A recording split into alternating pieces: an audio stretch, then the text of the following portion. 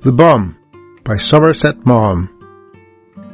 God knows how often I had lamented that I had not half the time I needed to do half the things I wanted.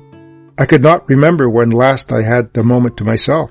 I had often amused my fancy with the prospect of just 1 week's complete idleness. Most of us, when not busy working, are busy playing. We ride, play tennis or golf, swim or gamble. But I saw myself doing nothing at all. I would lounge through the morning, dawdle to the afternoon, and loaf through the evening. My mind would be a slate, and each passing hour a sponge that wiped out scribblings written on it by the world of sense. Time, because it is so fleeting, time, because it is beyond recall, is the most precious of human goods, and to squander it is the most delicate form of dissipation in which man can indulge. Cleopatra dissolved in wine a precious pearl, but she gave it to Antony to drink. When you waste the brief golden hours, you take the breaker in which the gem is melted and dash its contents to the ground. The gesture is grand, and like all grand gestures, absurd. That, of course, is its excuse. In a week, I promised myself I should naturally read.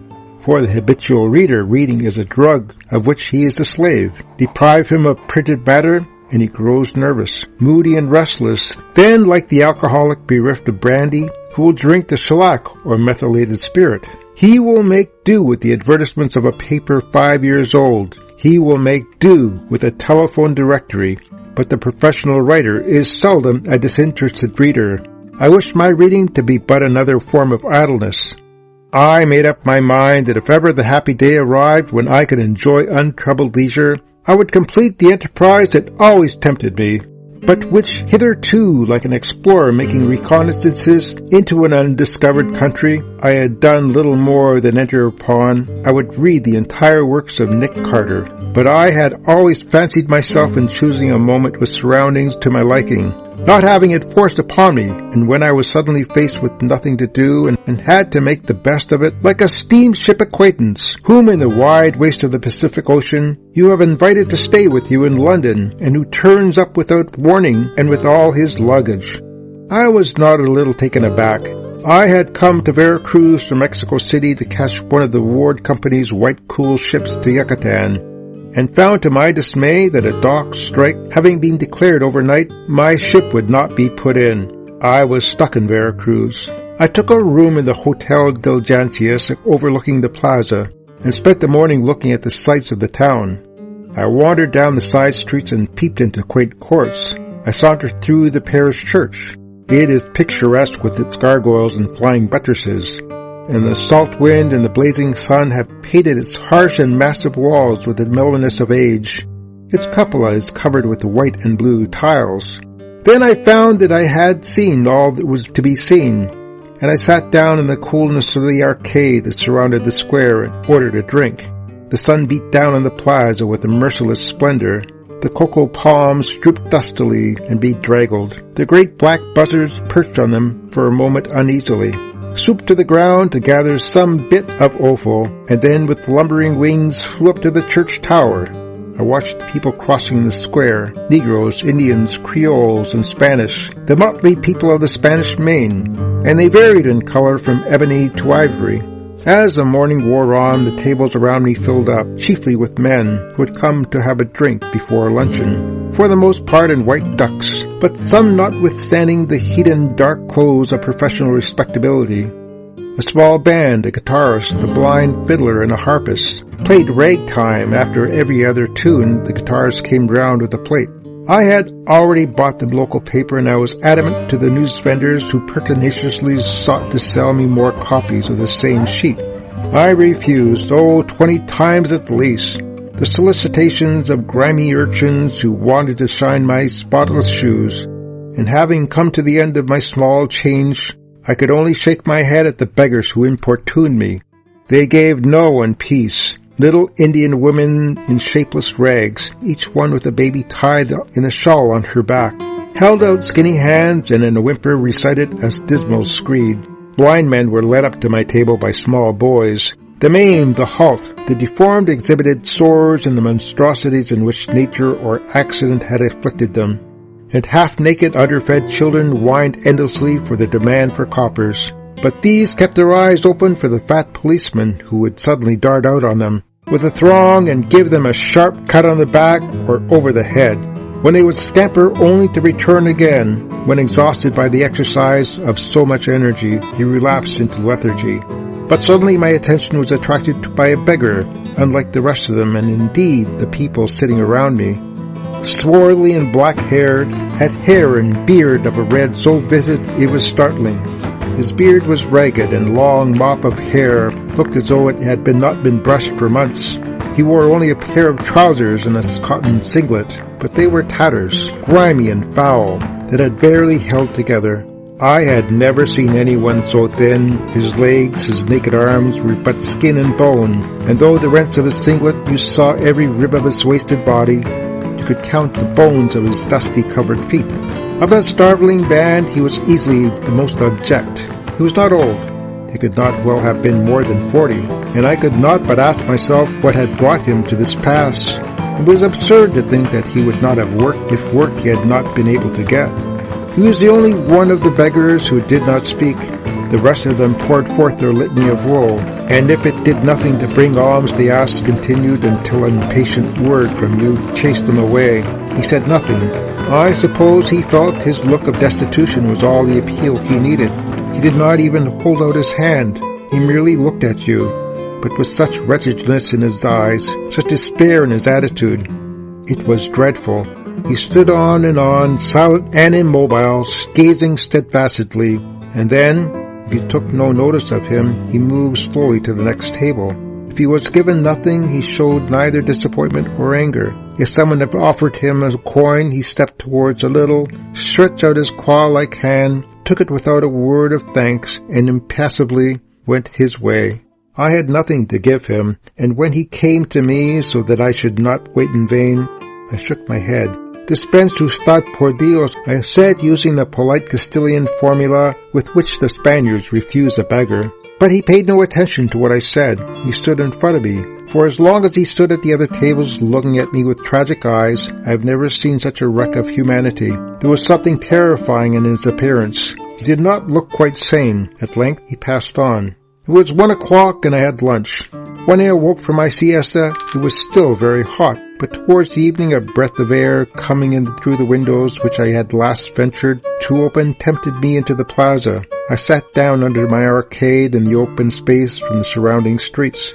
Tables in the restaurants round filled up, and the kiosk in the middle of the band began to play.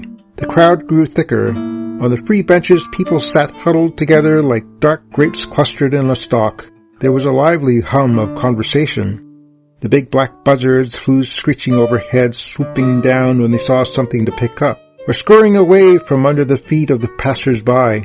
As the twilight descended, they swarmed, it seemed, from all parts of the town. Towards the church tower they circled heavily about it, and coarsely crying, squabbling and jangling, settled themselves uneasily to roost. And again bootblacks begged me to have my shoes cleaned. Newsboys pressed dark papers upon me, beggars whined their plaintive demand for alms. I saw once more that strange red-bearded fellow, and watched him stand motionless, with a crushed and piteous air, before one table after another. He did not stop before mine. I suppose he remembered me from the morning, and had failed to get anything from me when he thought useless to try again. You do not often see a red-haired Mexican, and because it was only in Russia that I had seen men so destitute. I asked myself if he was by chance a Russian. It accorded me well enough with the Russian frecklessness that he should have allowed himself to sink to such a depth of degradation. Yet he had not a Russian face. His emaciated features were clear-cut, and his blue eyes were not set in the head of a Russian manner. I wondered if he could be a sailor, English, Scandinavian, or American, who had deserted his ship and by degrees sunk into his pitiful condition. He disappeared. Since there was nothing else to do, I stayed on till I got hungry, and when I had eaten, came back. I sat on till the thinning crowd suggested it was bedtime. I confess that the day had seemed long, and I had wondered why many similar days I should be forced to spend there. But I woke after a little while, and I could not get to sleep again. My room was stifling. I opened the shutters and looked out at the church. There was no moon, but the bright stars faintly lit its outline. The buzzards were closely packed on the cross above the cupola and on the edges of the tower, and now and then they moved a little. The effect was uncanny. And then, I have no notion why, that red scarecrow recurred in my mind, and I had suddenly the strange feeling that I had seen him before. It was so vivid that it drove me away to the possibility of sleep. I felt sure that I had come across him, but when and where I could not tell. I tried to picture the surroundings in which he might take his place, but I could see no more than a dim figure against the background of fog. As the dawn approached, it grew cooler, and I was able to sleep. I spent my second day at Veracruz. I had spent my first, but I watched for the coming of the red-haired beggar, and as he stood at the tables near mine, I examined him with attention. I felt certain now that I had seen him somewhere. I even felt certain that I had known him and talked to him, but I still could recall none of the circumstances. Once more he passed my table without stopping, and when his eyes met mine, I looked in them for some gleam of recollection. Nothing. I wondered if I had made a mistake and thought I had seen him the same way as sometimes, by some queer motion of the brain. In the act of doing something, you are convinced that you are repeating the action you have done at some past time. I could not get out of my head the impression that in some moment he had entered into my life. I racked my brains. I was sure now he was either English or American, but I was shy in addressing him. I went over in my mind the possible occasions when I might have met him. Not to be able to place him exasperated me as it does when you try to remember the name that is on the tip of your tongue and it eludes you. The day wore on. Another day came, another morning, another evening. It was Sunday and the plaza was more crowded than ever. The tables under the arcade were packed.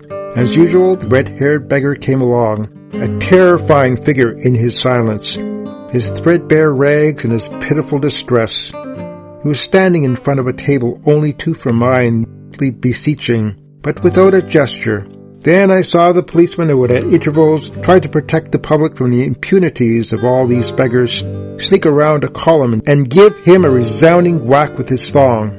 His thin body winced, but he made no protest and showed no resentment. He seemed to accept the stinging blow, as in the ordinary course of things, and with his slow movements slunk away into the gathering night of the plaza. But the cruel stripe had whipped my memory, and suddenly I remembered. Not his name, that escaped me still, but everything else. He must have recognized me, for I had not changed very much in 20 years. And that was why that first morning he had never paused in front of my table. Yes, it was 20 years since I had known him. I was spending a winter in Rome, and every evening I used to dine in a restaurant in the Via Sistina, where you got excellent macaroni and a good bottle of wine. It was frequented by a little band of English and American art students, and 1 or 2 writers, and we used to stay late into the night, engaged in interminable arguments upon art and literature. He used to come in with a young painter, who was a friend of his. He was only a boy then, he could not have been more than 22, and with his blue eyes, straight nose, and red hair, he was pleasing to look at. I remembered that he had spoke a great deal of Central America. He had a job with the American Fruit Company, but had thrown it over because he wanted to be a writer. He was not popular among us because he was arrogant, and we were none of us old enough to take arrogance of youth with tolerance. He thought of us poor fish and did not hesitate to tell us so. He would not show us his work, because our praise meant nothing to him, and he despised our censure. His vanity was enormous. It irritated us, but some of us were uneasily aware that it might perhaps be justified. Was it possible that the intense consciousness of genius that he had rested on no grounds? He had sacrificed everything to be a writer. He was so certain of himself that he infected some of his friends with his own assurance. I recalled his high spirits, his vitality, his confidence in the future, and his disinterestedness. It was impossible that he was the same man, and yet I was sure of it. I stood up, paid for my drink, and went out to the plaza to find him. My thoughts were in turmoil. I was aghast. I had thought of him now, and then idly wondered what had become of him. I could never have imagined that he was reduced to his frightful misery. There are hundreds, thousands of youths who enter upon the hard calling of the arts with extravagant hopes, but for the most part they come to terms with their mediocrity and find somewhere in life a niche where they can escape starvation. This was awful. I asked myself what had happened. What hopes deferred had broken his spirit? What disappointments shattered him, and what lost illusions ground him to the dust? I asked myself if nothing could be done. I walked around the plaza. He was not in the arcades. There was no hope of finding him in the crowd that circled round the bandstand. The light was waning and I was afraid I had lost him.